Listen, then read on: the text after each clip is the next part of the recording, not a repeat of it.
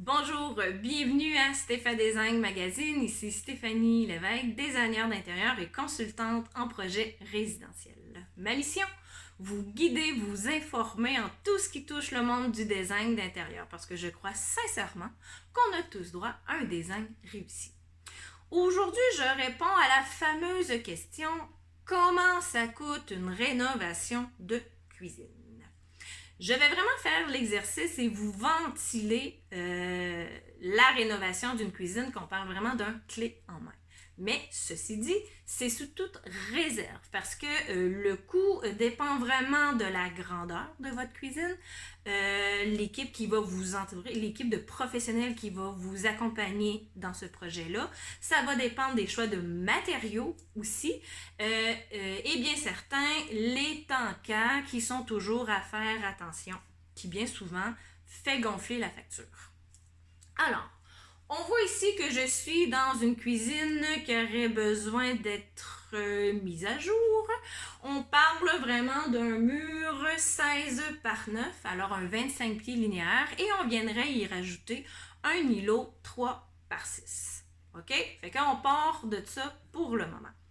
Alors, vous êtes accompagné, première des choses, par un designer qui va vraiment consulter vos besoins, qui va faire les plans, vous accompagner à faire en sorte de maximiser vraiment votre espace, vous accompagne dans les choix de matériaux et fait vraiment un suivi de chantier là, tout le long du projet. Alors, on parle en moyenne d'un investissement avec le designer d'un 2500 $. Par la suite, le deuxième gros morceau qui est l'investissement d'un projet de rénovation de cuisine majeure est vraiment l'entrepreneur. Alors, on parle d'ici qu'on va démolir l'existant. Par contre, il vous serait possible de la vendre sur les petites annonces. C'est sûr, c'est pas le but de faire des millions, mais si on part en un côté écologique pour lui donner peut-être une seconde vie que quelqu'un pourrait vraiment profiter, pourrait la mettre sur les petites annonces. Mais si on parle ici de démolir l'existant, on conserve les emplacements des appareils, sauf qu'il va avoir une mise à neuf, là, au fond, tout ce qui est tuyauterie, plomberie va être aux normes du jour. On va améliorer l'éclairage autant direct que général. On va avoir un nouveau revêtement de sol, céramique, tuile qui va être ajoutée ici comme dosseret. Alors, on va parler de plastrage, peinture dans cette rénovation-là. Alors, on va partir en moyenne. L'investissement pour un entrepreneur général va être de 10 000 $. Troisième morceau plus important, et bien certain, le manufacturier d'armoire qui va fabriquer et installer votre cuisine. Ici, on va aller d'un matériau quand même bien facile à entretenir, quand même de base, qui va quand même bien vieillir avec le temps.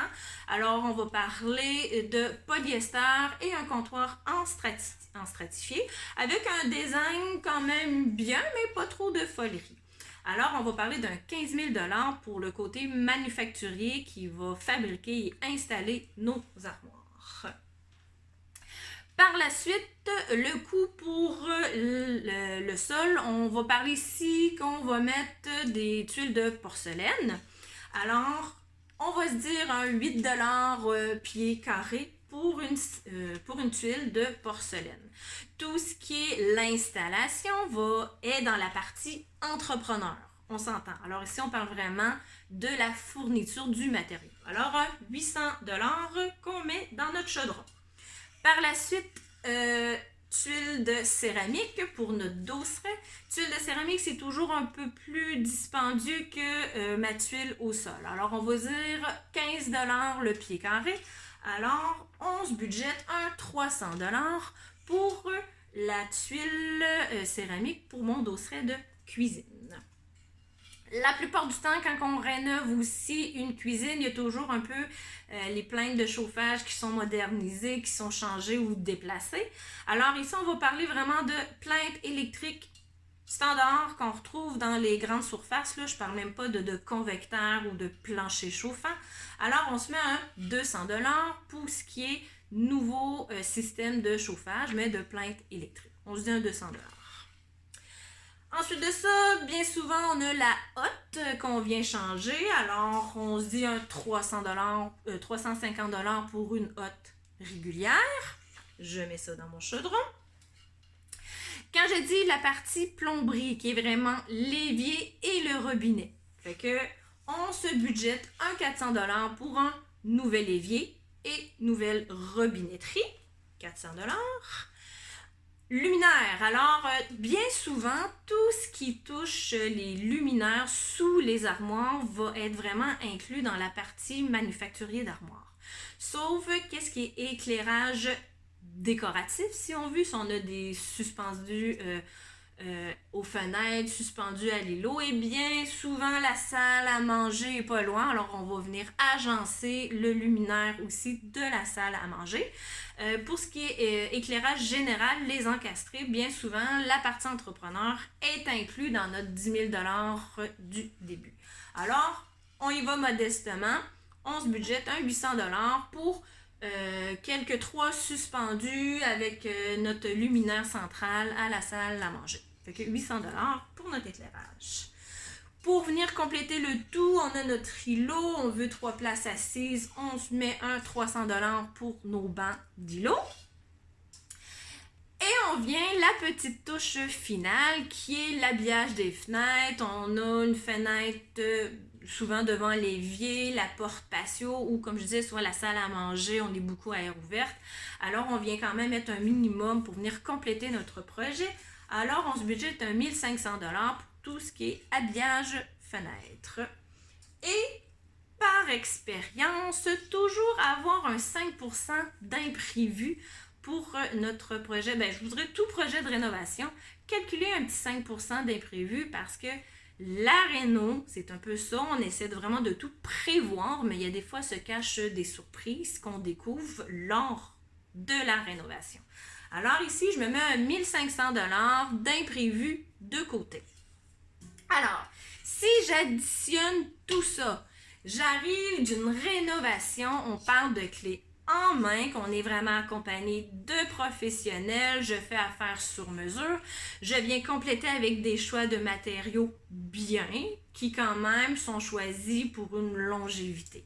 Alors, on va parler minimum de 33 650$ plus taxes. Alors, je répète, 33 650$ plus taxes. Ceci dit, c'est toujours sous toute réserve selon l'espace que vous avez, l'équipe professionnelle avec qui vous travaillez. Si vous en faites une partie et tout, ça peut être un peu moins onéreux. Le choix de votre manufacturier, si on parle sur mesure, ou on va dans des choix plus préfabriqués, grande surface, ça peut venir minimiser la facture totale. Et tout dépendant, nos choix de matériaux qu'on vient compléter.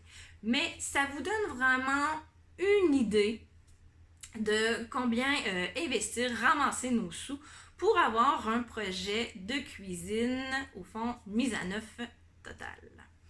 Alors, si toutefois vous avez un projet de cuisine, vous avez toujours 1001 questions et vous cherchez des réponses, il vous est possible d'avoir une consultation à domicile ou en ligne, je vous invite à visiter mon site internet à www.stephadesign.com. Vous avez adoré la capsule et vous voulez être les prochains à visionner la prochaine, alors abonnez-vous à ma chaîne YouTube et d'ici notre prochain rendez-vous, je vous souhaite sincèrement que le design soit complice de votre vie.